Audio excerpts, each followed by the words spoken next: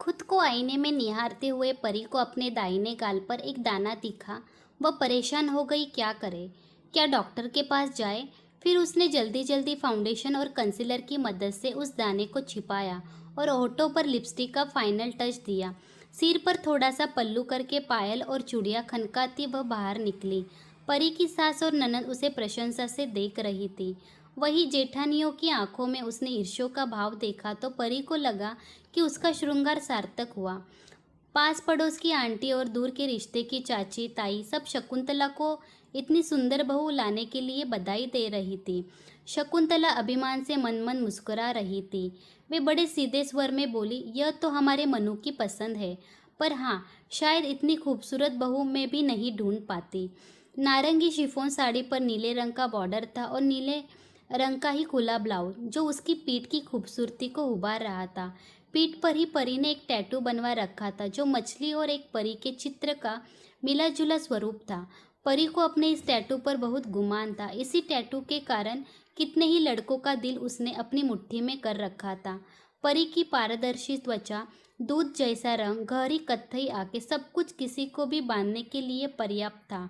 मनीष से उसकी मुलाकात बेंगलुरु के नॉलेज पार्क में हुई थी। दोनों का ऑफिस उसी बिल्डिंग में था। कभी कभी दोनों की मुलाकात कॉफ़ी हाउस में भी हो जाती थी। मनीष अपने माता पिता का इकलौता बेटा था।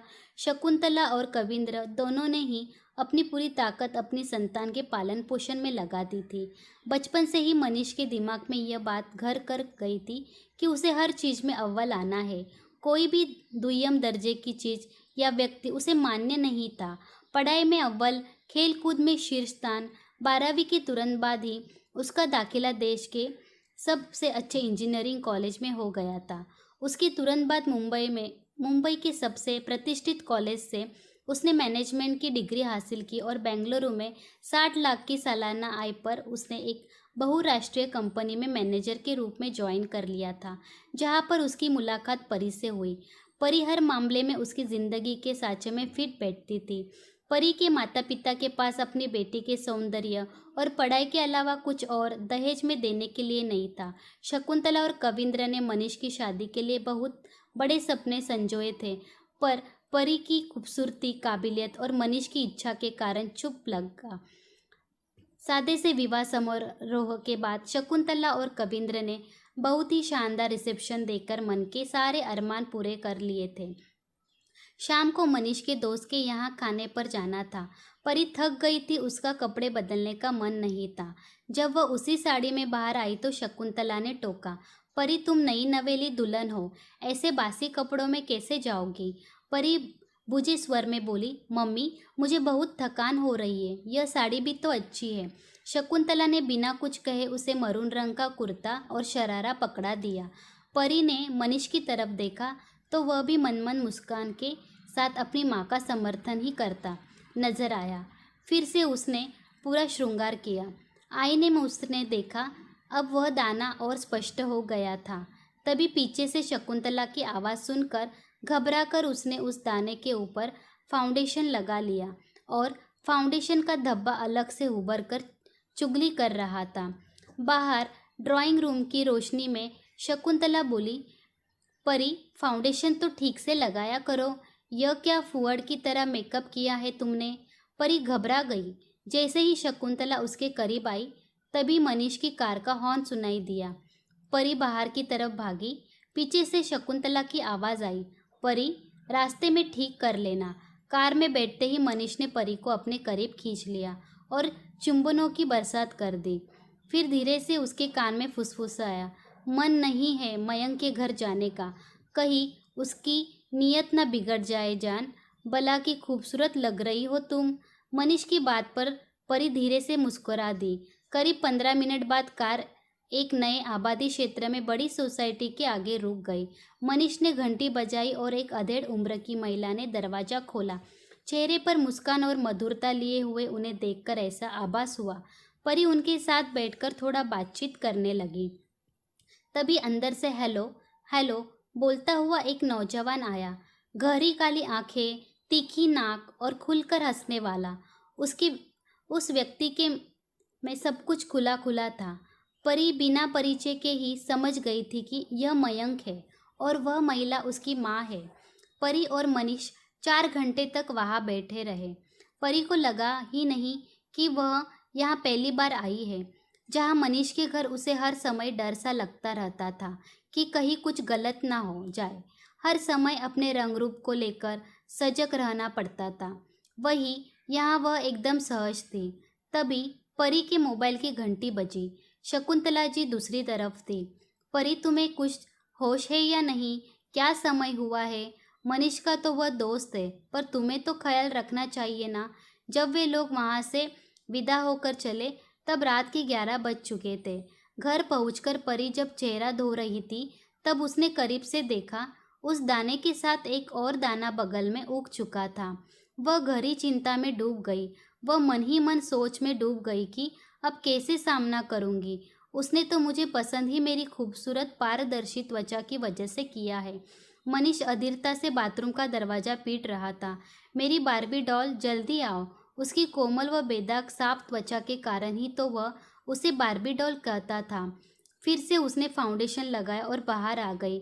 मनीष ने उसे बाहों में उठाया और फिर दोनों प्यार में डूब गए। उषा की किरणों ने जैसे ही कमरे के अंदर प्रवेश किया, मनीष प्यार से अपनी बार्बी डॉल के गाल थपथपाने लगा। पर यह क्या? मनीष एकदम बोल उठा। परी, तुम्हारे गाल पर यह क्या हो रहा है? परी घबराकर उठ बैठी और बोली, मनीष सॉरी, वह कल से पता नहीं क्यों ये दाने हो गए। दरअसल वे दाने भयावह रूप से मुख रहो उठे थे और रही सही कसर तनाव ने पूरी कर दी थी। मनीष बिना किसी हिचकिचाहट के परी के करीब आया और बोला, ये तो थोड़े दिन के लिए है, आज डॉक्टर को दिखा कर आना। परी बहुत ज़्यादा चिंतित हो उठी थी। उसे अपनी बेदाग त्वचा पर बहुत गुमान था। अब ये दाने, रात में प्रेम कीड़ा के दौरान भी परी के मन में अनकहा तनाव ही व्याप्त रहा। सुबह सवेरे ही उठकर वह नहा ली। हल्की गुलाबी रंग की साड़ी उसके रंग में मिलजुल गई थी। साथ में उसने मोतियों की माला और जड़ाऊ झुमके पहने। फिर आईने के आगे खड़ा होकर गहरे फाउंडेशन की परतों में अपने दानों को छिपा लिया। अब पूरी तरह से अपने आप में संतुष्ट थी। बाहर आकर देखा तो शकुंतला गाउन में घूम रही थी। अपनी बहू का खिला चेहरा देखकर वे प्रसन्न हो गई। शकुंतला ने परी का माथा चूम लिया। परी रसोई की तरफ चली गई और नाश्ते की तैयारी करने लगी। तभी शकुंतला आई और अभिमान से बोली, परी, तुम आराम करो। हमारे यहाँ बहू बस रसोई में हाथ ही लगाती है, सारे काम के लिए नौकर चाकर है ही। परी ने चाय का पानी चढ़ाया और बाहर आकर बैठ गई। शकुंतला भी उसके सामने आकर बैठ गई और उसने अपनी नज़रों से देखते हुए बोली, परी, तुम्हें बस सुंदर लगना है, इसी कारण से तुम इस घर की बहू बनी हो। परी असमंजस में बैठ गई। उसका मन बहुत उदास हो चला था। 24 साल की परी आत्मविश्वास से भरपूर युवती थी। मनीष से पहले भी उसकी ज़िंदगी में कई युवक आए और गए, पर मनीष के आने के बाद उसके जीवन में स्थिरता आ गई थी। दोनों के परिवार वालों को इस रिश्ते से कोई परेशानी नहीं थी। कम से कम परी को तो पता था, पर यह तो उसे विवाह के बाद ही पता चला कि मनीष के माता पिता ने उसे पूरे दिल से स्वीकार नहीं किया था। वह भूजे मन से ही अंदर चली गई। एक अनकहा भय उसे घेरे हुए था। इतना डर तो उसे किसी एग्ज़ाम में भी नहीं लगा था। तभी जिया अंदर आ गई। वह मनीष की मौसी की बेटी थी और रिश्ते में उसकी ननंद जिया बेहद खूबसूरत थी और कॉलेज के 2nd ईयर में पढ़ रही थी। चिड़िया की तरह चहकते हुए वह बोली, भाभी चलो आज मूवी देखने चलते हैं, आपकी बात भैया कभी नहीं टालेंगे। मनीष उसको चपत लगाते हुए बोला, मुझसे नहीं बोल सकती, चलो फिर भाभी ही ले जाएगी तुम्हें। दोनों पूरे कमरे में धमाल मचा रहे थे। न जाने क्यों यह सब देखकर परी की आंखों में आंसू आ गए। सब कुछ अच्छा है, फिर भी बंदा बंदा महसूस हो रहा था। जिया एकाएक सकपका सी गई। मनीष भी परी के करीब आकर प्यार से उसका सिर सहलाने लगा और बोला, परी घर जाना है तो आज लेकर चलता हूँ। परी बोली, मनीष न जाने क्यों थकावट सी महसूस हो रही थी, लगता है पीरियड शुरू होने वाले हैं। जिया तब तक अपनी प्यारी भाभी के लिए एक गिलास जूस लेकर आ गई थी। परी का मन भी गया और उसने जिया को गले से लगा लिया। उसे लगा जैसे जिया के रूप में उसने अपनी छोटी बहन को पा लिया हो। शाम को मनीष के कहने पर परी जीन्स और कुर्ती पहन रही थी, पर यह क्या, जीन्स तो कमर में फिट ही नहीं हो रही थी। अभी 3 महीने पहले तक तो ठीक थी। झुंझला कर वह कुछ और निकालने लगी। तभी मनीष बोला, परी यह गरवा चौथ टाइप की ड्रेस मत पहनो। जीन्स थोड़ी टाइट है तो क्या हुआ, पहन लो ना। परी ने मुश्किल से जीन्स पहन तो ली, पर अपने शरीर पर आई अनावश्यक चर्बी उससे छिपी न रही। वह जब तैयार हुई कर बाहर निकली तो मनीष मजाक में बोल ही पड़ा, यार तुम तो शादी के तुरंत बाद आंटी बन गई हो। परी को यह सुनकर अच्छा नहीं लगा। तभी शकुंतला भी बाहर आ गई और बोली, परी खुद पर ध्यान दो और कल से एक्सरसाइज शुरू करो। उस दिन परी फिल्म का आनंद न ले पाई। एक तो ज़रूरत से ज़्यादा टाइट कपड़ों के कारण वह असहज महसूस कर रही थी। दूसरे बार बार परफेक्ट दिखने का प्रेशर उसे अंदर ही अंदर खाए जा रहा था। अपने शरीर में आए बदलाव से वह परेशान थी। ऐसे में उसे दुलार और प्यार की आवश्यकता थी, पर उसके नए घर में उसे ये सब नहीं मिल पा रहा था। रात को उसने मनीष को अपने करीब न आने दिया। मनीष रात भर उसे हौले हौले दुलारता रहा। सुबह परी की बहुत देर से आंखें खुली। वह जल्दी जल्दी नहाकर जब बाहर निकली तो देखा नाश्ता लग चुका था। वह भी डाइनिंग टेबल पर बैठ गई। कविंद्र ने परी की तरफ देखकर चिंतित स्वर में कहा, परी बेटा, यह क्या हो रहा तुम्हारे चेहरे पर। एकाएक परी को याद आया कि वह आज मेकअप करना भूल गई। शकुंतला भी बोली, मनीष आज परी को डॉक्टर के पास ले जाओ। चेहरे पर तिल के अलावा किसी भी तरह के निशान अच्छे नहीं लगते हैं। मनीष भी परी को ध्यान से देख रहा था। परी को एकदम से ऐसा महसूस हुआ जैसे वह एक स्त्री नहीं, एक वस्तु है। शाम को जब मनीष और परी डॉक्टर के पास गए तो डॉक्टर ने सब कुछ जानने के बाद दवाइयाँ और क्रीम लिख दी। 1 महीना बीत गया, पर दानों ने धीरे धीरे परी के पूरे चेहरे को घेर लिया था। परी आईने के सामने जाने से कतराने लगी। उसका आत्मविश्वास कम होने लगा था। वह सबसे नजरें चुराने लगी थी। ऊपर से रात दिन शकुंतला की टोका टाकी और मनीष का कुछ न बोलकर अपनी माँ का समर्थन करना उसे जरा भी नहीं भाता था। ऑफिस में भी लोग उसे देखते ही सबसे पहले यही बोलते, अरे यह क्या हुआ तुम्हारे चेहरे पर। परी मन ही मन कह उठती, शुक्रिया बताने का, आप न होते तो मुझे पता ही नहीं चलता। परी के विवाह को 2 महीने बीत गए थे। इस बीच घर, नए रिश्ते और ऑफिस की जिम्मेदारी के बीच बस वह एक ही बार अपने मायके जा पाई थी। परी का जब से विवाह हुआ था वह एक तनाव में जी रही थी। यह तनाव था हर समय खूबसूरत दिखने का, हर समय मुस्कुराते रहने का, हर किसी को खुश रखने का, और इन सब के बीच परी कहीं खो सी गई थी। वह जितनी कोशिश करती कहीं न कहीं कमी रह ही जाती थी। इसी बीच एक सुबह उसने अपनी लिप्स और गालों के आसपास काले बालों को देखा। बाल काफ़ी सख्त भी थे। उसकी आंखों से झरझर आंसू बहने लगे। नहाते हुए ऐसे ही बाल उसने नाभि के आसपास भी देखे। वह घंटों बाथरूम में बैठी रही। बाहर मनीष उसका इंतजार कर रहा था। जब आधा घंटा हो गया तो उसने दरवाज़ा खटखटाया। परी बाहर तो आ गई, पर ऐसे लगा जैसे वह बहुत थकी हुई हो। मनीष उसे इस हालत में देखकर घबरा उठा। बोला, क्या हुआ परी, ठीक नहीं लग रहा है तुम्हें, क्या घर की याद आ रही है। परी फक उठी। वह अपने ऊपर रो रही थी। उसकी समझ में कुछ नहीं आ रहा था। कविंद्र जी भी वही आ गए और मनीष को डांटते हुए बोले, नालायक, तुमने ही कुछ किया होगा।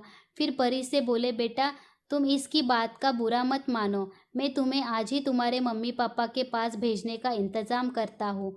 अचानक से परी का मूड बदल गया। उसे लगा वहाँ वह खुलकर सांस ले पाएगी। शाम को फ्लाइट में बैठते हुए उसे ऐसा लग रहा था मानो वह एकदम फूल की तरह हल्की हो गई है।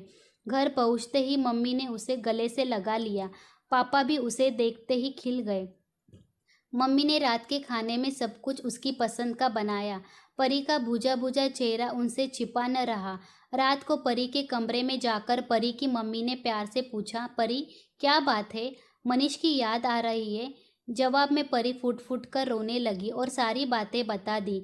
कुछ देर रोने के बाद संयत होकर परी बोली, मम्मी मैं अपने अंदर होने वाले बदलाव से परेशान हूँ। मेरी ससुराल में हर वक्त सुंदर और परफेक्ट दिखने की तलवार लटकी रहती है। परेशान हो चुकी हूँ मैं। मम्मी उसके सिर पर तब तक प्यार से हाथ फेरती रही जब तक वह गहरी नींद में सो न गई। अगले दिन तक परी काफ़ी हद तक संभल गई थी। मम्मी उससे बोली, परी मुझे पता है तुम जिंदगी के बदलाव से परेशान हो, पर अगर समस्या है तो समाधान भी होगा। तुम चिंता मत करो, हम आज ही किसी महिला विशेषज्ञ के पास चलेंगे।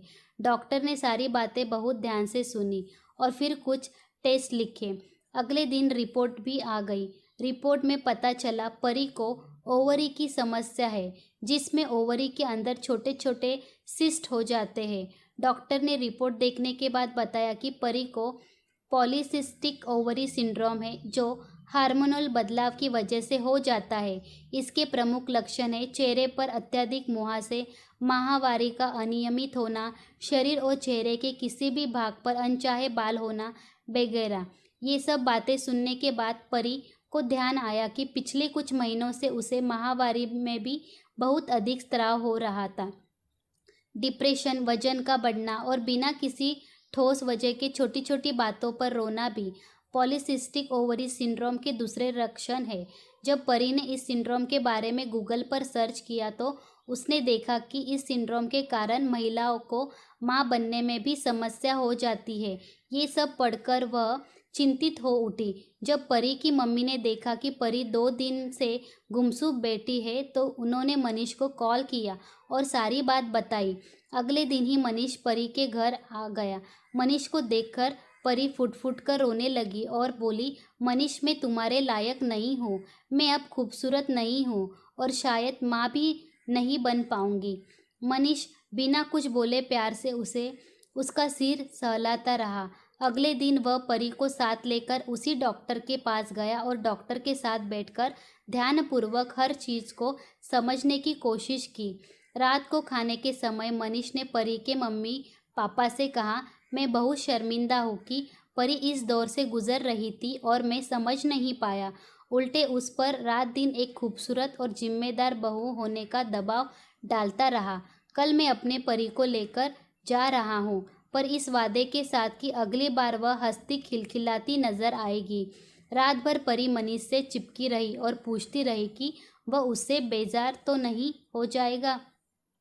पीसीओएस के कारण परी की त्वचा के साथ साथ बाल भी खराब होते जा रहे थे। उसका वजन भी पहले से अधिक हो गया था और 2 ही माह में वह अपने खोल में चली गई थी। मनीष ने परी के किसी सवाल का कोई जवाब नहीं दिया। अगले रोज घर पहुंचकर उसने अपने माता पिता को भी बताया। शकुंतला जहाँ इस बात को सुनकर नाखुश लगी, वही कविंद्र चिंतित थे। परी दुविधा में बैठी थी। मनीष बोला, परी यह सच है, तुम्हारी खूबसूरती के कारण ही मैं तुम्हारी तरफ आकर्षित हुआ था, पर यह भी झूठ नहीं होगा कि प्यार मुझे तुम्हारी ईमानदारी और भोलेपन के कारण ही हुआ।